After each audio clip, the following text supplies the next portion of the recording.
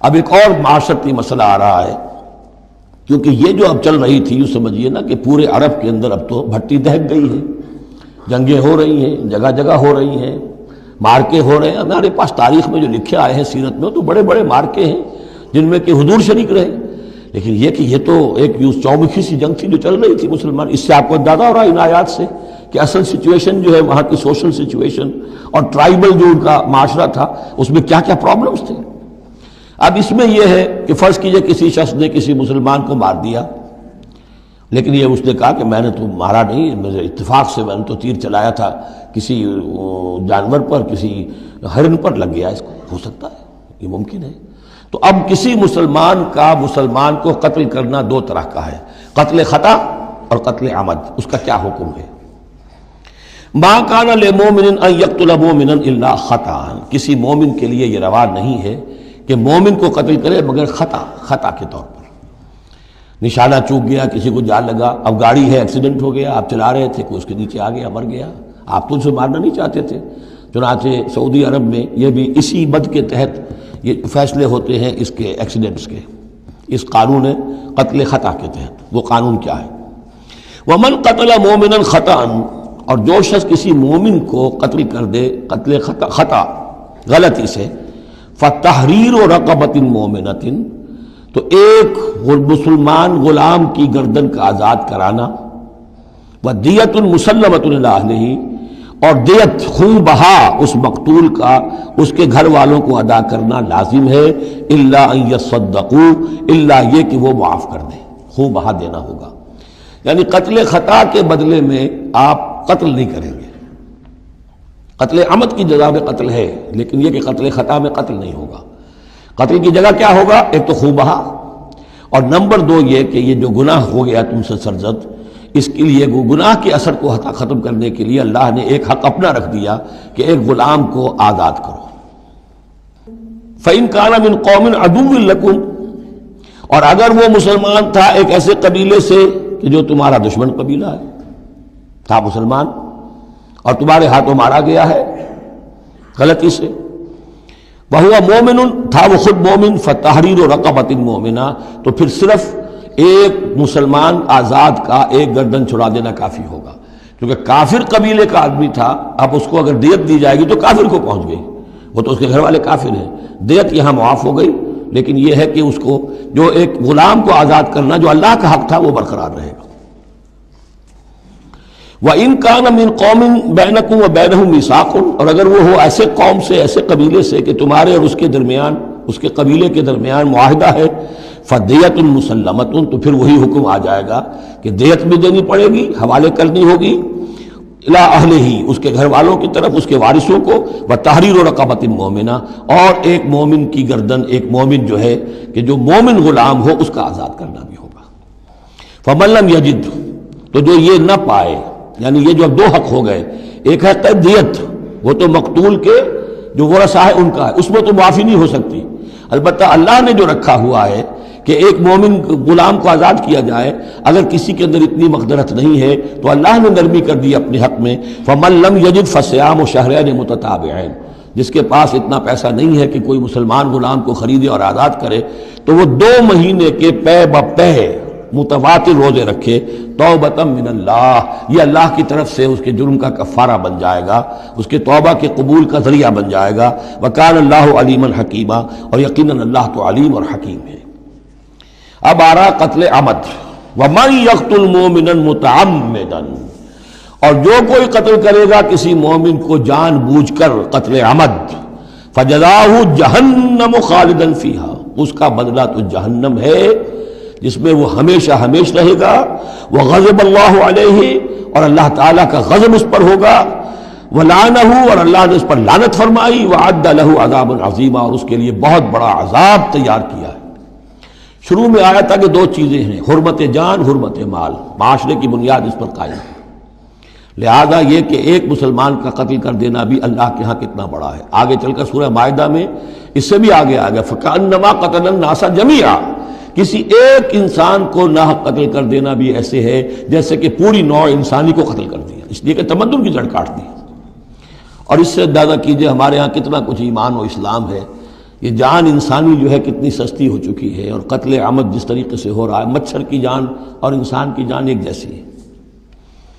یا ایھا الذین آمنوا اذا ضربتم فی سبیل اللہ فتبینوا ولا تقولوا لمن القی الیکم السلام لست مؤمنا۔ اب اس آیت کو بھی آپ سمجھیں گے اسی پس منظر میں کہ یہ چومکھی جنگ چل رہی ہے، ہر جگہ ہو رہا ہے معاملہ، تو آپ اس میں فرض کیجئے کہ کہیں کوئی مقابلہ ہوا، آپ نے سمجھا کہ یہ کافر آ رہا ہے، جب آپ اس کے قریب آئے، اسے مارنے لگے، قتل کرنے لگے، اس نے کلمہ پڑھ دیا میں تو مسلمان ہوں، اب کیا کریں گے؟ اس کا حکم دیا جا رہا ہے۔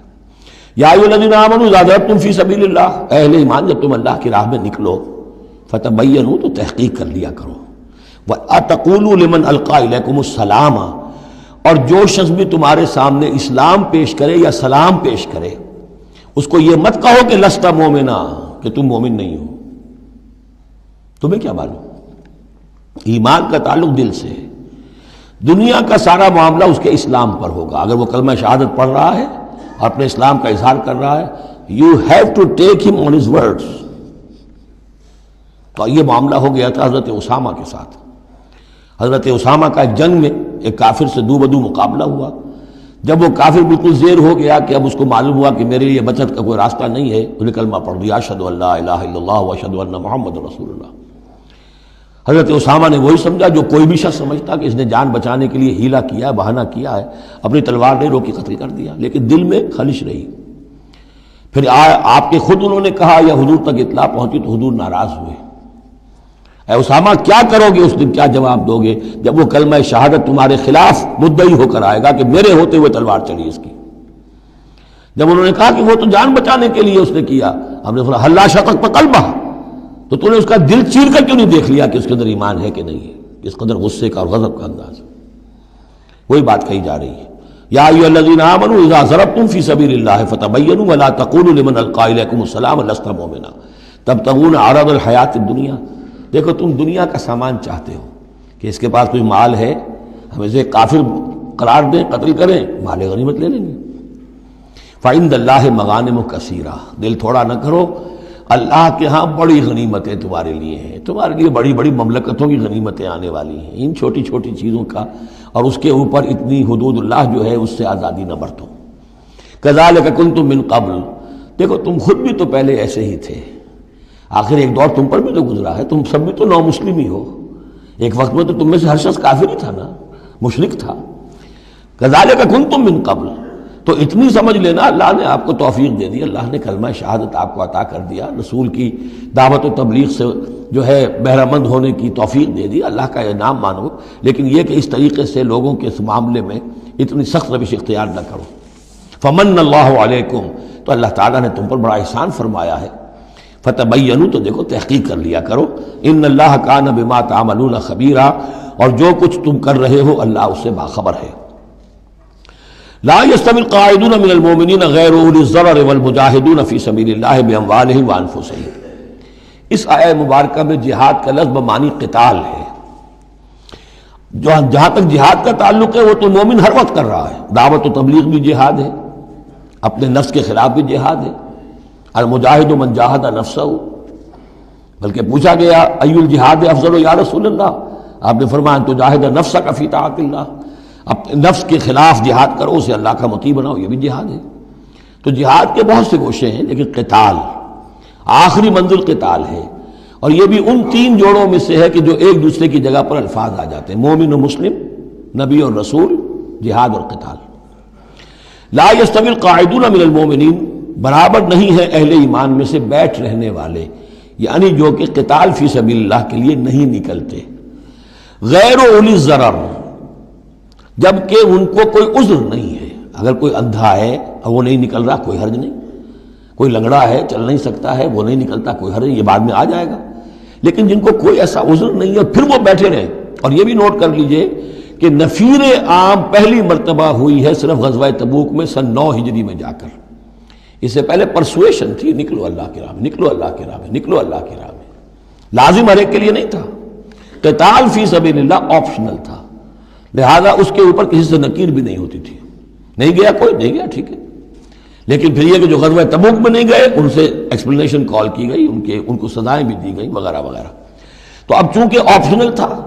لہذا وہاں پر یہ تو نہیں کہا جا سکتا تھا کہ اب ان کو پکڑو اور ان کو سزا دو، لیکن یہ بتایا جا رہا ہے، اس لیے حرض المومنین کا لفظ آیا تھا کہ آپ پوری طرح اکسائیے ان کو، آبادہ کیجئے، لیکن ظاہر بات ہے کہ یہ اس میں ابھی آپشن ہے۔ لیکن برابر نہیں ہے وہ لوگ جو بیٹھ رہے ہیں اور جنہیں کوئی عذر نہیں، والمجاہدون فی سبیل اللہ باموالہم وانفسہم، اور وہ لوگ جو اللہ کی راہ میں جہاد کے لیے، قتال کے لیے نکلے ہیں اپنی جانوں اور مال کے ساتھ۔ فضل اللہ المجاہدین باموالہم وانفسہم علی القاعدین درجہ، اللہ نے فضیلت دی ہے مجاہدین کو جو اپنے مال اور جان سے جہاد کرنے والے ہیں، بیٹھ رہنے والوں پر ایک بہت بڑا درجہ۔ درجتاً یہ جو تنکیر آئی ہے برائے تفخیم ہے، بہت بڑا درجہ۔ وَكُلًّا وَعَدَ اللَّهُ الْحُسْنَىٰ، اور چونکہ یہ فرض نہیں، نفیر عام نہیں، لہذا فرمایا گیا سب کے لیے اللہ کی طرف سے اچھا وعدہ ہے۔ جو نہیں نکلا، چونکہ ابھی وہ فرض ہے نہیں، لازم کیا نہیں گیا ہے، تو ان کے لیے بھی اللہ تعالیٰ کی طرف سے، اگر انہوں نے اتنی ہمت نہیں کی ہے، وہ کمتر مقام پر قانے ہو گئے تو ٹھیک ہے، لیکن اللہ تعالیٰ کی طرف سے ان کے اوپر کوئی گرفت نہیں ہوگی۔ وَكُلًّا وَعَدَ اللَّهُ الْحُسْنَىٰ وَفَضَّلَ اللَّهُ الْمُجَاهِدِينَ عَلَى الْقَاعِدِينَ أَجْرًا عَظِيمًا، لیکن فضیلت دی ہے اللہ تعالیٰ نے مجاہدین کو بیٹھ رہنے والوں پر اجر عظیم، درجات منہ ومغفرۃ ورحمہ، یہ درجات ہوں گے اللہ کی طرف سے اور اس کی طرف سے مغفرت اور رحمت، وکان اللہ غفور الرحیم، اور یقیناً اللہ تعالیٰ غفور الرحیم ہے۔ ان الذین توفاہم الملائکۃ ظالمی انفسہم، اب یہ آ گئے وہ لوگ کہ جو عذر کے بغیر وہ ہجرت نہیں کر رہے تھے، اپنے گھروں میں بیٹھے ہوئے اپنی قوم میں یا مکے میں۔ ان الذین توفاہم الملائکۃ ظالمی انفسہم، یقیناً وہ لوگ کہ جو وفات دیں گے انہیں فرشتے اس حال میں کہ وہ اپنی جانوں پر ظلم کر رہے تھے، یعنی ہجرت نہیں کی تھی انہوں نے، رسول کے حکم کی اطاعت نہیں کی تھی، آخر موت تو آنی ہے، تو جب فرشتے ان کی روح قبض کرتے ہیں، قالوا فیما کنتم، تو وہ ان سے کہتے ہیں یا کہیں گے یہ آپ کس حال میں تھے؟ آپ نے ایمان کا دعویٰ کیا،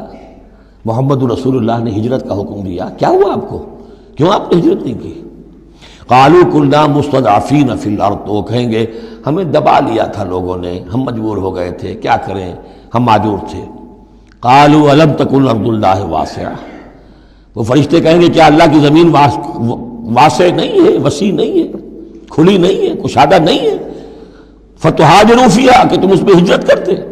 فاولئک مأواہم جہنم،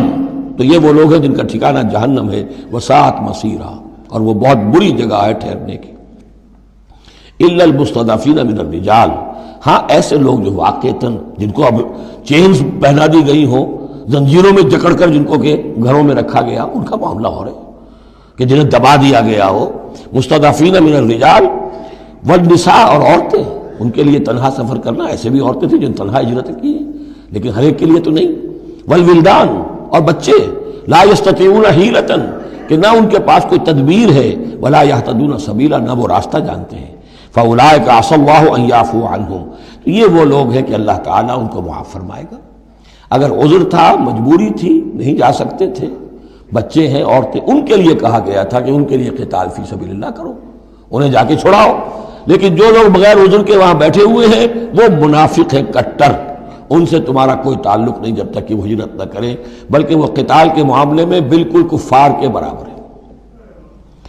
الا المستضعفین من الرجال والنساء والولدان لا يستطيعون حیلۃ ولا يهتدون سبیلا فاولئک عسى الله ان يعفو عنهم وكان الله عفوا غفورا، اور اللہ تعالیٰ بخشنے والا اور معاف فرمانے والا ہے۔ ومن يهاجر في سبيل اللہ، اور جو کوئی ہجرت کرے گا اللہ کی راہ میں، یجد فی الارض مراغما کثیرا وسعا،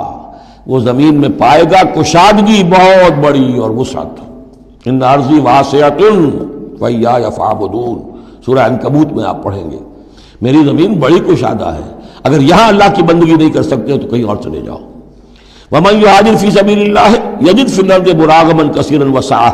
ومن یخرج من بیتہ مہاجرا،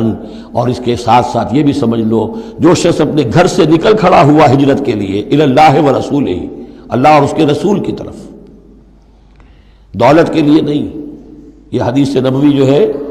کہ ایک شخص وہ ہے جو ہجرت کرتا ہے کسی عورت سے نکاح کے لیے، ایک شخص وہ ہے جو دولت کے لیے کرتا ہے، وہ نہیں۔ فہجرتہم الی ما ہاجر الیہ، اس کی ہجرت اس میں شمار ہوگی۔ جس نے اللہ اور اس کے رسول کی طرف ہجرت کی خلوص نیت کے ساتھ، گھر سے نکل کھڑا ہوا، ثم یدرکہ الموت، پھر اسے موت نے آ لیا، وہ نہیں پہنچ سکا مدینہ منورہ، حضور کے قدموں تک رسائی نہیں ہو سکی، بمصطفیٰ برسا خیش را کے دی ہماؤس اس تک نہیں ہو سکا، فقد وقع اجرہ علی اللہ، تو اس کا اجر اللہ کے ذمے ثابت ہو گیا۔ یعنی وہ نیت کر کے نکل آیا، خلوص نیت کے ساتھ، اللہ اور اس کے رسول کے حکم سمجھ کر وہ نکل آیا ہے، دارالہجرت تک نہیں پہنچ پایا، درمیانی میں کہیں اس کی موت واقع ہو گئی، فقد وقع اجرہ علی اللہ، اللہ کے ذمے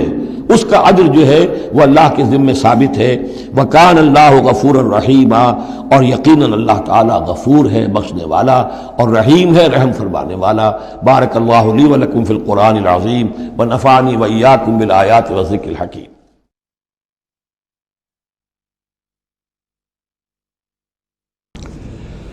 اعوذ باللہ من الشیطان الرجیم، بسم اللہ الرحمن الرحیم۔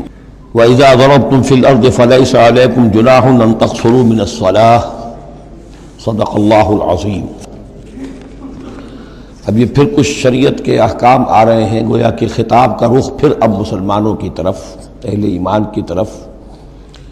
شریعت کے احکام، عبادات سے متعلق تفاصیل۔ اور اے مسلمانوں، جب تم زمین میں سفر کرو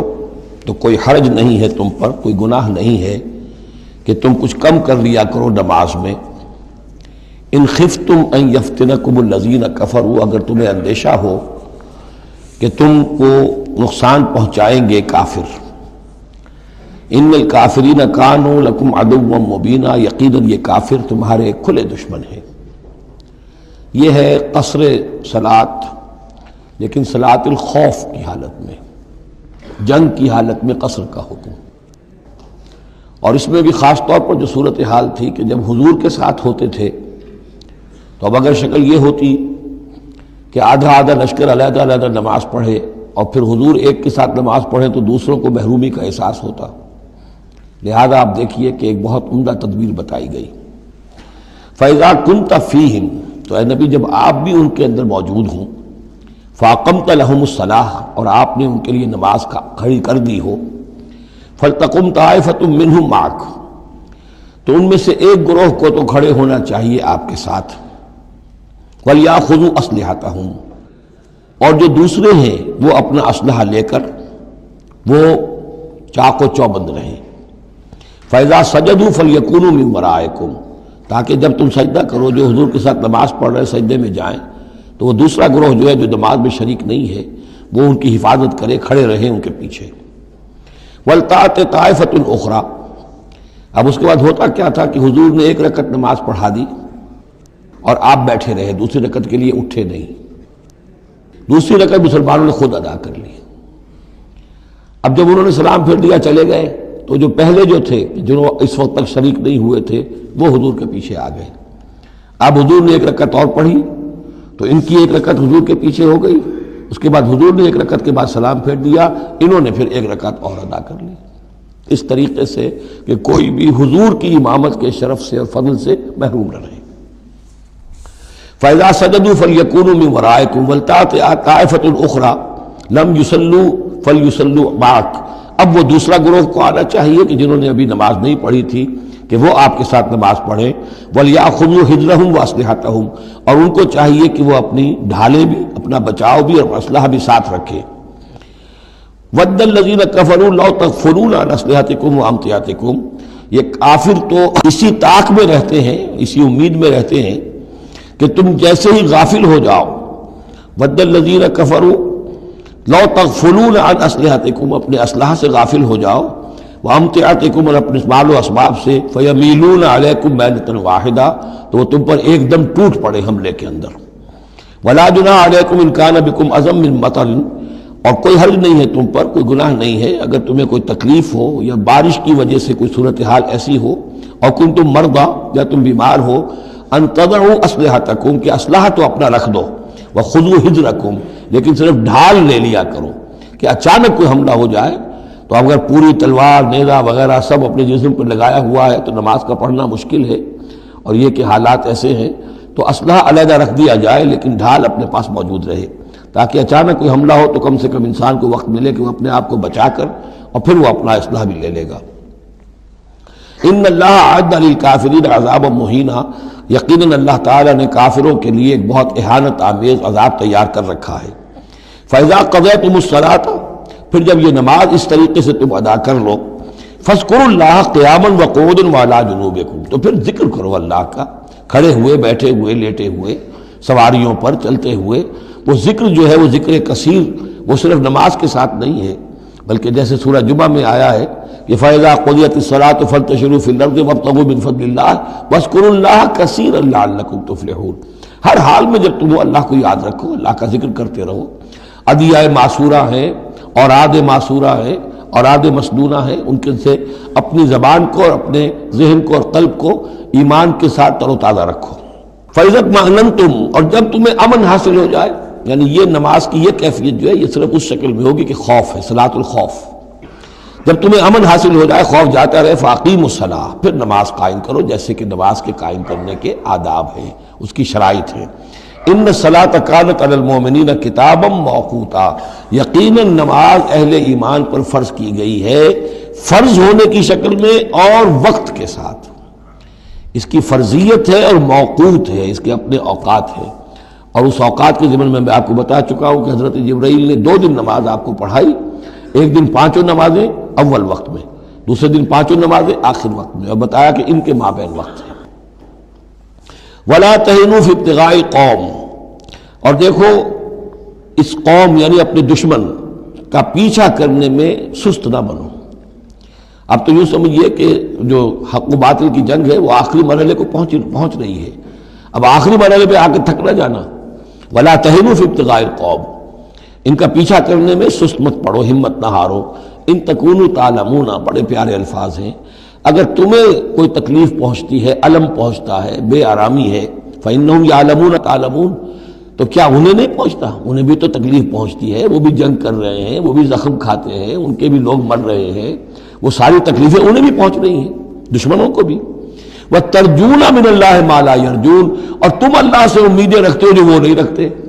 تمہیں تو جنت کی امید ہے، تمہیں اللہ سے مغفرت کی امید ہے، انہیں تو یہ بھی نہیں ہے، تو اس اعتبار سے تمہیں تو ان سے کہیں آگے بڑھ جانا چاہیے۔ جو آخری آیت تھی سورہ آل عمران کی کہ یا ایھا الذین آمنوا اصبروا وصابروا ورابطوا، ان سے تو بڑھ جانا چاہیے صبر کے اندر کہ تمہارا سہارا تو اللہ ہے، وما صبرک الا باللہ۔ ان کے تو یہ من گھڑت قسم کے دیویاں دیوتا، ان کے دل کے اندر ان کی حقیقت میں کوئی قدر و قیمت بھی نہیں ہے، پھر بھی وہ اپنے باطل معبودوں کے لیے اس طریقے سے جان جوکھوں میں ڈال رہے ہیں، تو مسلمانوں تمہیں تو اس سے 10 گنا کرنا چاہیے۔